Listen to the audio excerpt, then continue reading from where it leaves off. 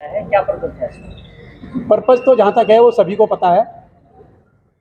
कोलकाता में जो हमारी जो महिला रेजिडेंट डॉक्टर हैं, जो 36 घंटे की अपनी इमरजेंसी की ड्यूटी करने के बाद जिसने सोचा था कि कुछ समय मैं आराम कर लूँ और उस आराम करने के बाद मैं फिर से जो मेरे मरीज़ मेरी प्रतीक्षा कर रहे हैं उनको फिर से मैं इलाज देने के लिए अपने आप को तैयार कर सकूँगी। मगर कुछ दरिंदे ऐसे हैं वो हम लोगों के बीच में विचरते हैं। उन दरिंदों ने उस कुछ पल के आराम को उसका पूरी ज़िंदगी भर का आराम बना दिया। और वो दरिंदे इतने बेखौफ थे, उनको किसी का डर नहीं था। मैं आज इस मंच से बिल्कुल निष्पक्ष और निडर होकर कहूँगा कि निश्चित रूप से उन दरिंदों के ऊपर किसी ना किसी का हाथ था, इसलिए वो बेखौफ होकर इस तरह की दरिंदगी भरी हरकत कर सके।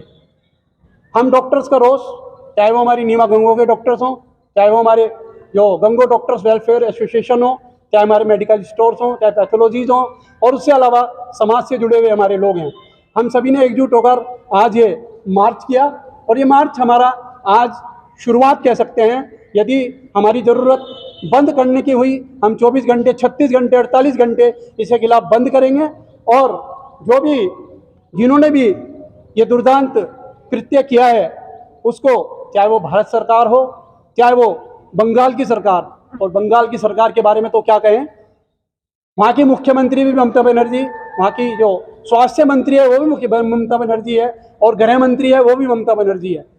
यानी वो खुद ही अपने ही खिलाफ ममता बनर्जी को इस्तीफा देने के लिए, प्रेशर बनाने के लिए उसने मार्च किया।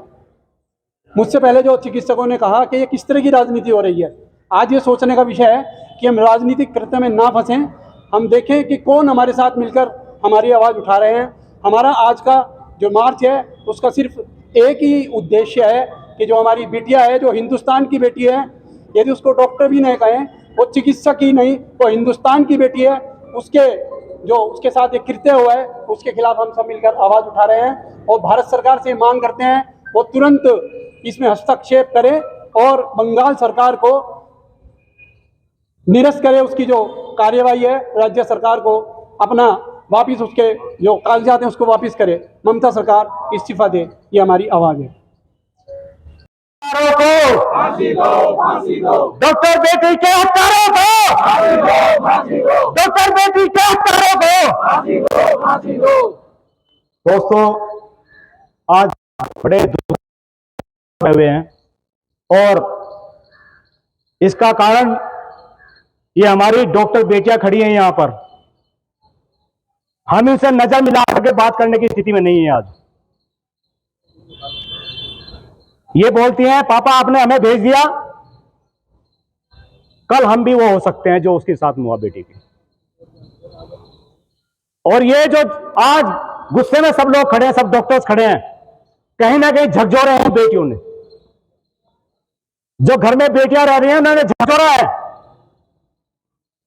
15 अगस्त को फ्लैग होस्टिंग हुआ, मेरी बेटी दिल्ली में है, वो न्यूज लगा दी, उस पर आज का फेसबुक पर लगा दें।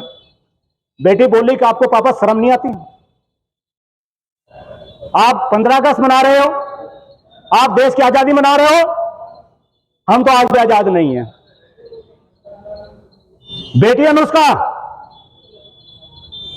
डॉक्टर मनोज जैन कहती है कि आपको शर्म नहीं आती? आप हम चुपचाप बैठे हो, दुनिया भर के संघर्ष करते हो, और अपनी बेटी के लिए कल मेरा नंबर आएगा, उसकी जगह मैं होंगी, तब आप क्या करेंगे?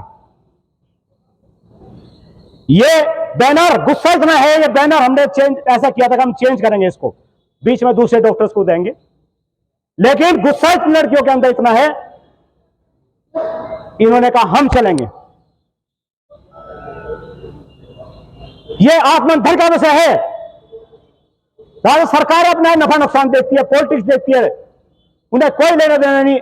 सारा सिस्टम पैरालाइज हो गया, मेडिकल सिस्टम पैरालाइज हो गया। हमें दुख है कि हम पूरी तरह से अपने मरीज की सेवा नहीं कर पा रहे हैं, लेकिन सरकार के जीवन में कहीं नहीं जल्दी, चाहे वो स्टेट गवर्नमेंट हो, सेंट्रल गवर्नमेंट हो।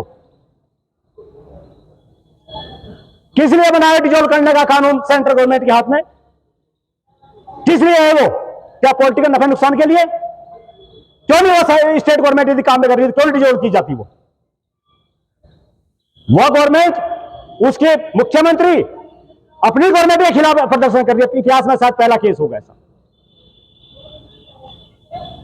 ये गुस्सा ही है। इस गर्मी में सारे डॉक्टर मेरे पंखे के नीचे धूप में नहीं खड़ा नहीं होते, आज धूप में निकल रहा है। एक घंटा खड़ा कर, एक भी डॉक्टर जो यहाँ चला हुआ था रास्ते में एक नहीं हटा। ये बहुत शॉर्ट नोटिस पे इतनी बड़ी गैदरिंग रखी हुई है। चाहे डॉक्टर जयसिंह हो, डॉक्टर जयसिंह का बहुत सारी मेरी टीम लेकर के आए, सभी बहुत एक्टिव।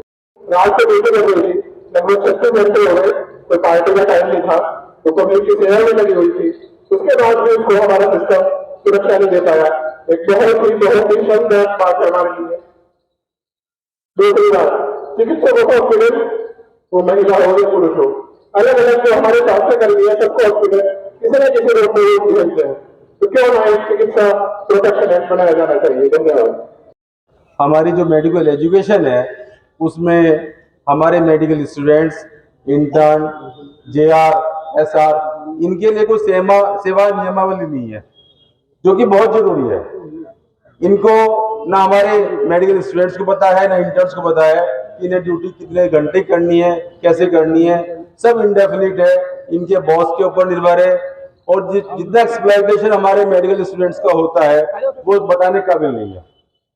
तो मेरा तो सेंट्रल गवर्नमेंट से यही अनुरोध है कि यथाशीघ्र जो है एक सेवा नियमावली बननी चाहिए हमारे मेडिकल स्टूडेंट्स के लिए। और दूसरा मुझे पीड़ा ये है कि हमारे जो पॉलिटिकल सिस्टम है वो बिल्कुल कोलैप्स है। आज ऐसा ज्वलंत मुद्दा है ये, हमारी डॉक्टर बेटी की जघन्य हत्या हुई है, और मुझे बहुत दुख है कि हमारे तमाम पॉलिटिकल पार्टियां इस मुद्दे पर भी एक नहीं है। आज वो अपने नफा नुकसान देख रही है, हमें वोट की राजनीति देखनी है, और उसी तोल भाव में ही वो अपनी प्रतिक्रिया देख रही है।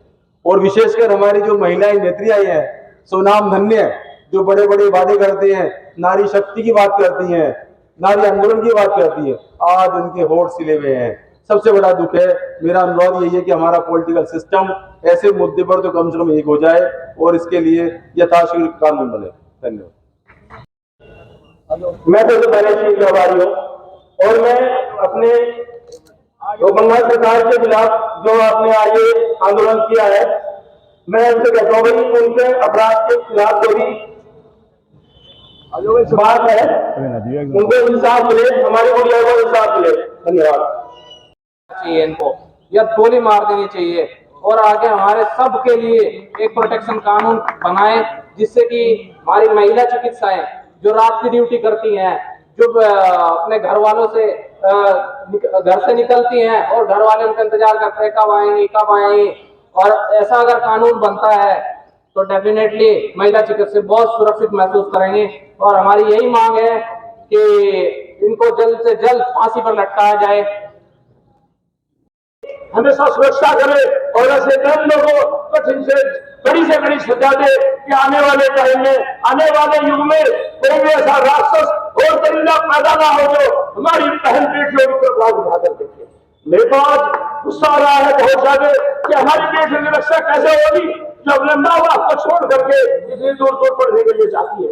उन्होंने उनका जिम्मेदार आगे वो सरकार पहली है, सरकार जानती है, देखी नहीं है, उनको फांसी चलाना चाहिए। मैं तो आप लोगों से विनती करता हूँ कि कभी भी ऐसी ईश्वर करे ना सी मुसीबत आए, अगर कभी सब ऐसी कोई परेशानी खड़ी हो जाए तो हम सबको छोटे बड़े सभी डॉक्टरों को छोड़ करके मेडिकल स्टोर है चश्मण वालों को भी हमेशा गंगा में एक आह्वान, और सबको अपने साथ रहना चाहिए। आप सभी का दिल से धन्यवाद अदा करता हूँ। चाहूंगी कि ये मेरी अकेले की नहीं, पूरे हिंदुस्तान की लड़कियों की तरफ से मैं बोलना चाहूंगी कि हमेशा कुछ भी ऐसा होता है तो वो दब जाता है। इस बार इस साइकिल को हमें ब्रेक करना है, और हमें न्याय चाहिए, कानून चाहिए, जिससे हम सुरक्षित और आजाद महसूस कर सकें।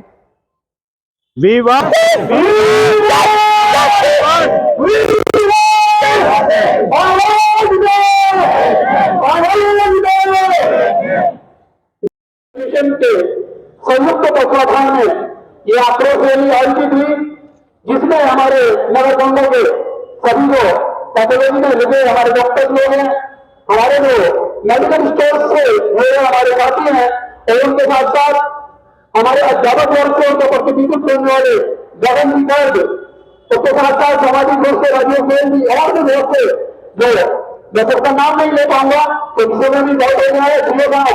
कुछ ही दिनों में हमारे बीच में आने वाले हैं, जैसे कि हमें हमारे आजादियों की जरूरत प्रयास कर रही थी, ये लगातार हमारे साथ चली। तो मैं आज इस अवसर पर सबसे पहले 2 मिनट के लिए बुलाने के लिए बोलने के लिए बुलाऊंगा हमारी बेटी डॉक्टर अनुष्का। 1 मिनट के लिए अपने मन के भाव हमारे जय भारत की है।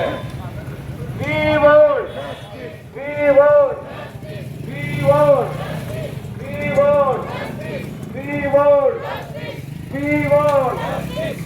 मोहिता हम शर्मिंदा है, मोहिता हम शर्मिंदा है। आवाज दो, आवाज दो, आवाज दो। बहरी बंगाल सरकार, बहरी बंगाल सरकार, बहरी बंगाल सरकार। आवाज दो, आवाज दो, आवाज दो, आवाज दो। हैवानों को फांसी दो, हैवानों को फांसी दो, हैवानों को फांसी दो, हैवानों को फांसी दो। We want, we want, we want, we want,